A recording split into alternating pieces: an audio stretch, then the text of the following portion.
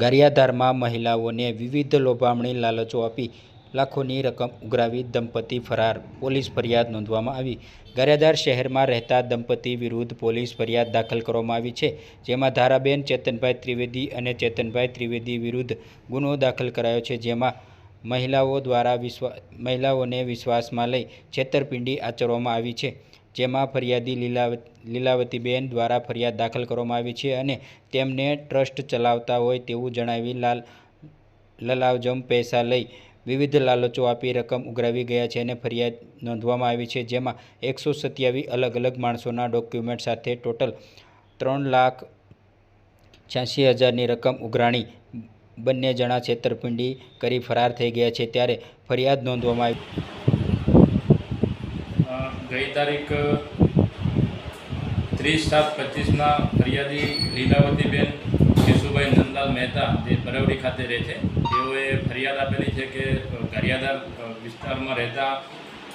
ધારાબેન ચેતનભાઈ ત્રિવેદી તથા તેમના પતિ ચેતનભાઈ ત્રિવેદીનાઓએ આ લીલાવતીબેન તથા લીલાવતીબેનના અન્ય જે મિત્ર મહિલાઓ હતી તેઓને એવી લોભામણી જાહેરાત આપેલી કે તમે 15,000ના 1,500 રૂપિયા એક ફોર્મના અને આધાર કાર્ડ ડોક્યુમેન્ટ આપી અને તમને 1,500 રૂપિયામાં સિલાઈ મશીન અને 2,000ના ફોર્મ ભરી અને તમને લેપટોપ તથા 2 વ્હીલર એક્ટિવા મોપેડ આપવામાં આવશે અને આ બાબતે અમે સમર્થ ચેરિટેબલ ટ્રસ્ટ ચલાવીએ છીએ અને એમાંથી આ પ્રકારની સહાય મળે છે એવી એક લોભામણી જાહેરાત આપી અને શરૂઆતમાં ફરિયાદીને અને તેમના મિત્ર હંસાબેન એમને એક સિલાઈ મશીન આ રીતે આપી અને વિશ્વાસમાં લઈ અને ત્યારબાદ જે આસપાસના ગામડામાં અને ગારિયાધાર ટાઉન વિસ્તારમાં રહેતી અન્ય મહિલાઓ પાસેથી 1,500 રૂપિયા પર ફોર્મના ઉઘરાવી અને તેઓ સાથે છેતરપિંડી કરેલ છે